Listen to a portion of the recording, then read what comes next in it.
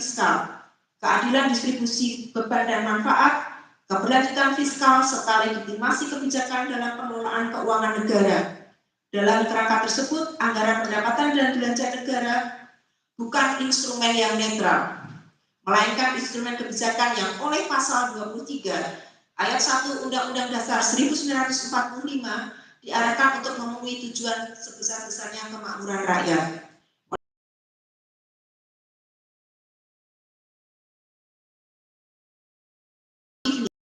Tapi juga harus diuji apakah satu, adil secara fiskal, dua, proporsional dalam pembagian beban dan manfaat, tiga, tidak menciptakan kewajiban fiskal jangka panjang yang tidak terukur, dan empat, tidak mengalihkan beban kebijakan kepada masyarakat luas serta generasi pembayar pajak berikutnya. Dengan demikian, kebijakan publik, reformasi skema pensiun DPR RI bukanlah menghapuskan hak, melainkan penataan ulang desain kebijakan agar lebih adil, rasional, dan berkelanjutan, serta selaras dengan mandat pengelolaan keuangan negara sebagaimana diperintahkan oleh Undang-Undang Dasar 1945.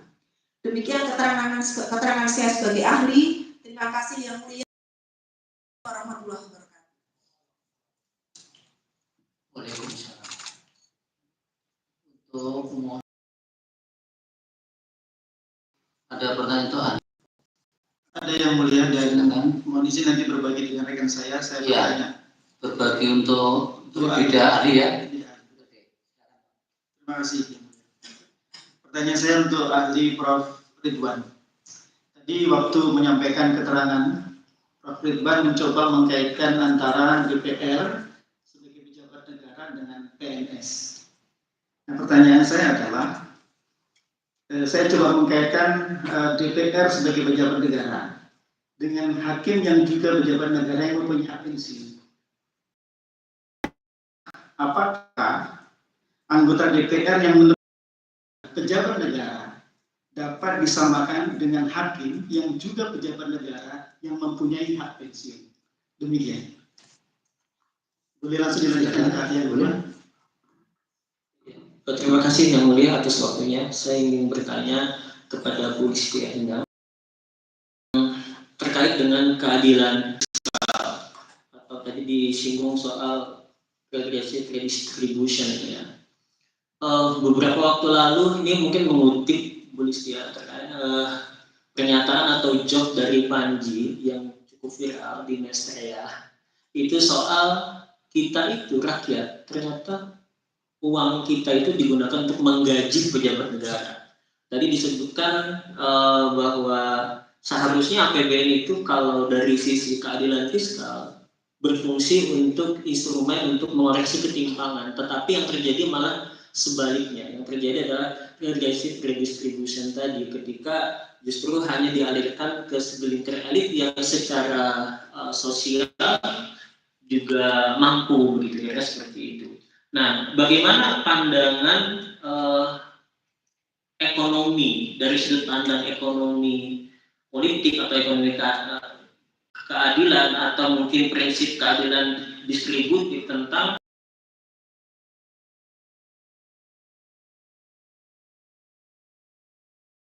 sifat dan bahkan kepada orang yang tidak rentan begitu seperti itu. Mungkin itu. Yang satu lagi mungkin terkait dengan policy drift tadi ya. Ini kan undang-undang 19 mungkin kita cukup kuat, belum ada inflasi dan seterusnya, rupiah juga masih kuat. Sekarang kan sudah berubah begitu ya. Tadi dibilang seharusnya hukum bisa menyesuaikan dengan perubahan itu. Nah, ini disinggung soal keadilan atau dampak terhadap keadilan lintas generasi. Sebetulnya yang ditakutkan dari ketidakadilan lintas generasi itu apa, Bu? Dari DPR ada pertanyaan? Ahli?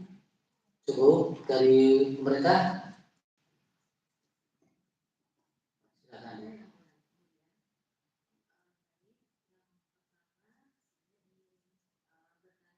Agak keluar itu didekatkan. Pertanyaan pertama untuk